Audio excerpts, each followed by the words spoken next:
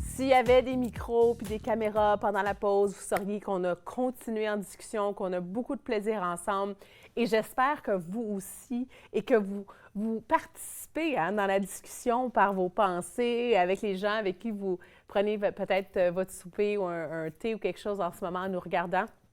Ou si vous nous regardez en rediffusion, vous savez, si vous n'avez pas la chance de regarder l'émission au complet là, tout de suite en direct à la télévision, sortez votre iPad quand vous êtes dans le bain, OK? Puis regardez une chronique ici et là sur Facebook ou si vous connaissez quelqu'un qui essaye d'apprendre le français, je vous suggère de proposer l'émission de Nathan Parle pour les aider à pratiquer, à entendre, à écouter le français.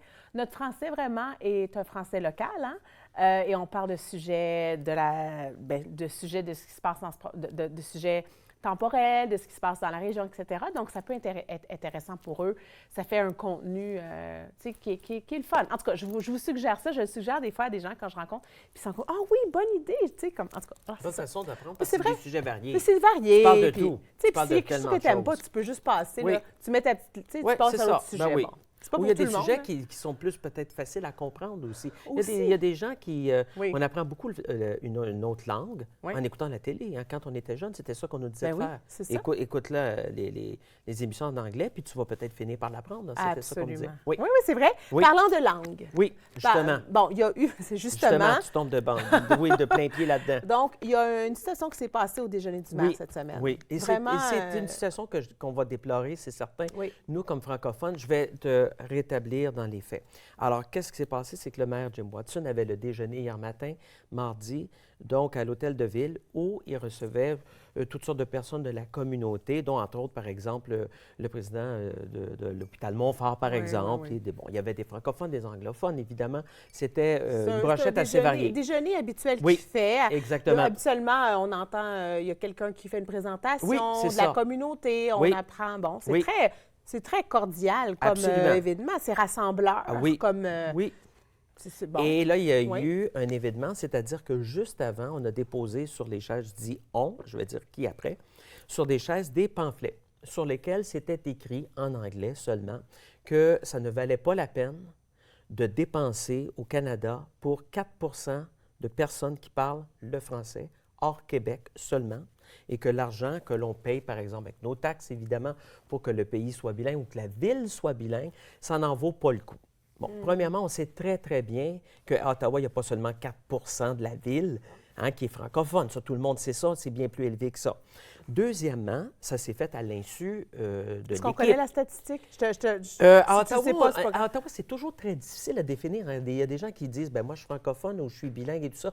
Fait qu'on peut facilement dire qu'une personne sur 4 s'exprime bien en français, facilement en français ou est francophone. Est-ce que c'est basé sur langue maternelle? Il y a des statistiques qui vont dire langue maternelle, d'autres vont dire, par exemple, est-ce que tu fonctionnes en français, jusqu'à quel point?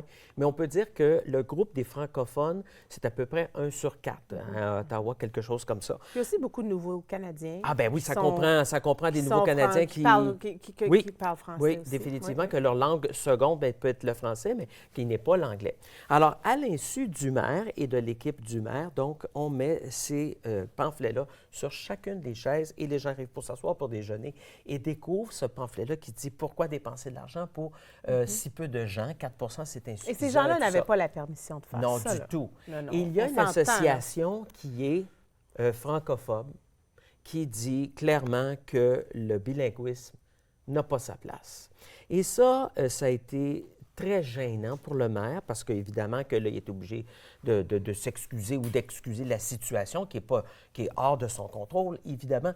Mais ça jette un froid dans la discussion parce que, bon, on est là, comme tu l'as dit tantôt, un événement rassembleur, on veut jaser, on veut du social.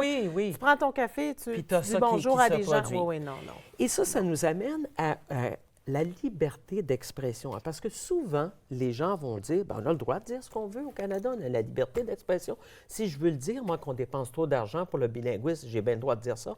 Il y a des gens qui vont te dire ça.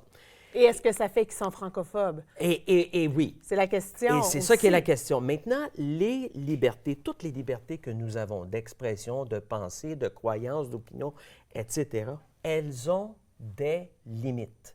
C'est-à-dire que, par exemple, liberté de parole. Oui, tu peux dire ce que tu veux, mais tu as des limites. Tu ne peux pas parler au cinéma pendant que les gens regardent un film. Et puis, tu ne peux pas dire liberté de parole, je peux bien parler pendant le film. Les gens vont Il y dire, a mais un voyons donc. comportement à respecter. Absolument.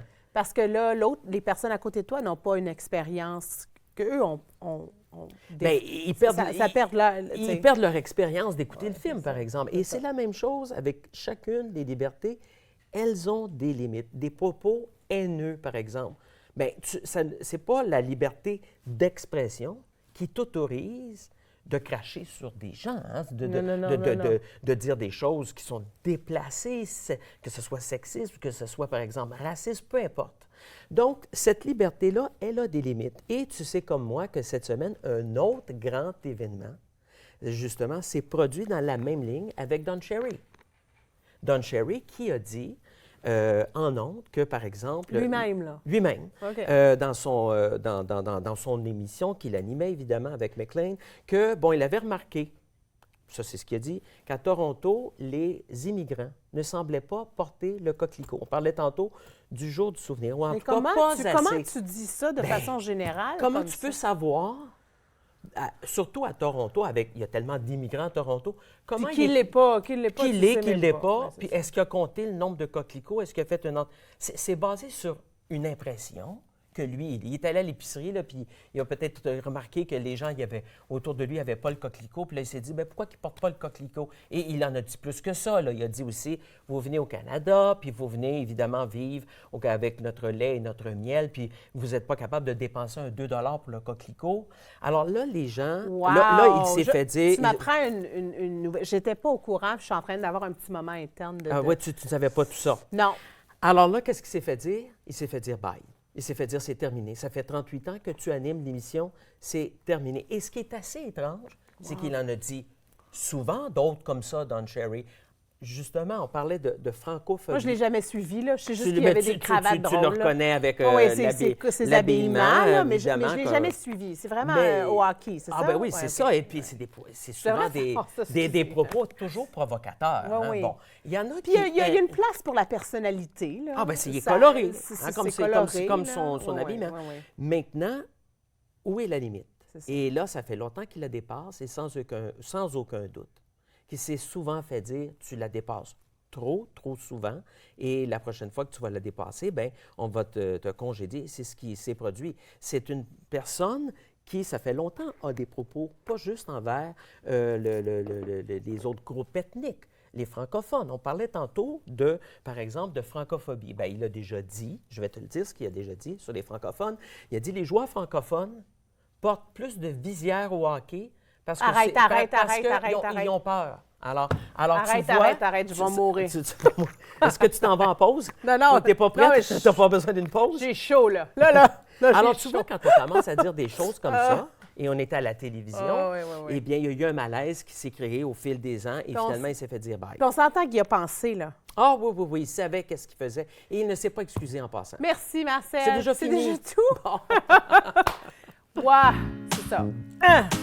Nous autres, on ne dira pas des propos comme ça, Nathan parle. Restez là après la pause, je suis avec Caroline Rochon et on parle de gentillesse.